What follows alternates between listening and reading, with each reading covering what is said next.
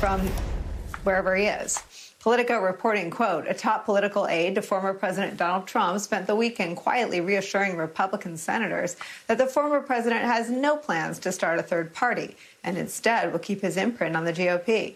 The message from Brian Jack, Trump's former political director at the White House, is the latest sign that Republicans considering an impeachment conviction will do so knowing that Trump may come after them in upcoming primaries if they vote to convict him for incitement of insurrection. Let's bring into our conversation NBC's Garrett Haake, live for us on Capitol Hill, and New York Times political and investigative reporter and MSNBC political analyst Nick Confessori. Garrett Haake, I'm going to start with you. I thought yesterday when people were talking about how Rob Portman was one of the serious legislators, that people were still missing the point. The Republican Party has willingly been kidnapped, hijacked, whatever word you want to use, by Donald Trump and his kids, because Trump can't speak anymore. He's been basically deplatformed, and they are still they either agree with his incitement of an insurrection or they're afraid of him. There is no C.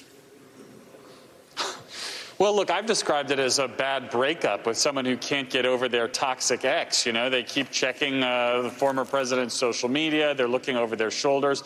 They're wondering if it's really over this time. And I think that is part of the process here. I mean, look, Portman, interestingly enough, was not one of the 5 senators who affirmatively said, we know this is constitutional, we're ready to move forward today.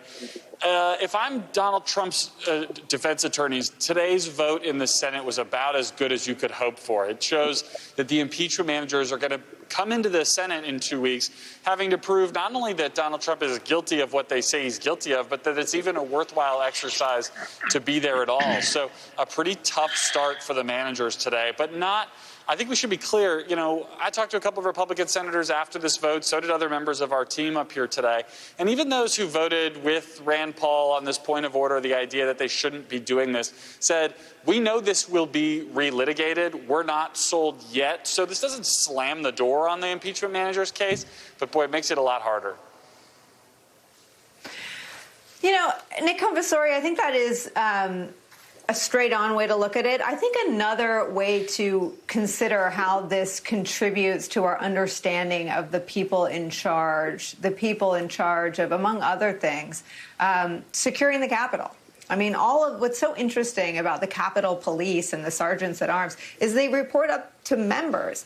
And I wonder if the investigative journalism that your newspaper is involved in, that Garrett Haake is involved in, will make abundantly clear that a fair trial in the sort of the traditional sense can't be had, but we may learn of enablers, of co-conspirators, and at the end of the day, these were all would-be victims of the insurrection. I think we have to widen the lens of what we're going to be watching over the next few weeks in the Senate.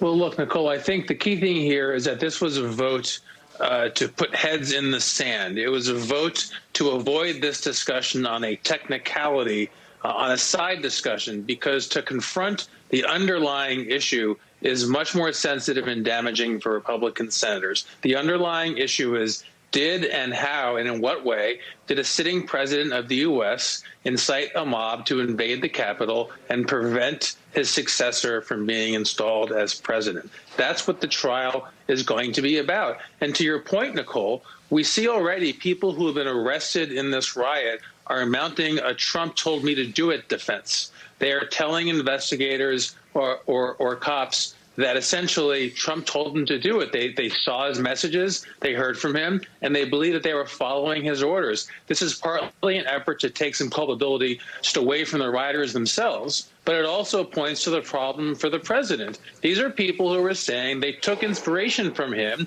they heard his words, they marched to the Capitol and banged on the doors, and violence and destruction was the result. You know, Garrett, I wonder, we always look at this again through the political lens. I wonder what the personal dynamics are. Do any of them feel bad that 2 Capitol police officers died? Do any of them feel culpable? Do any of them seem determined to get to the bottom of it? They act in a way that doesn't suggest they have a burning curiosity to understand what happened. Or do they all know that Trump incited it and they saw these people around there on the 5th, and so it's not a mystery to them? It's a dangerous business for me to try to look inside of the hearts of so many of these elected officials. But I can say I think you will see an effort to get to the bottom of it where it's politically convenient to do so. I mean, investigations into Capitol Police failures, for example, is something that, you know, these lawmakers know how to do, and it's the kind of things that they can, you know, get up the next day and feel good about reforming. I mean, looking back over the last several years of watching, really when he was candidate Trump in 2015, watching the kind of rhetoric that all of these politicians who have stayed with this president have had to first sort of tepidly back away from and then sort of endorse and then just pretend like they don't hear anymore, is the kind of self-reflection that elected officials are not typically very good at. I don't have high hopes in my professional capacity here for a ton of self-reflection here. The other reality here is, you know, we talk a lot about these folks who are afraid of Trump, afraid of the tweet, afraid of the reaction from him. There's a fear in a couple of different ways now of the Trump voter that I don't think we talk about quite as much. These are their neighbors. These are people folks know when they go back home.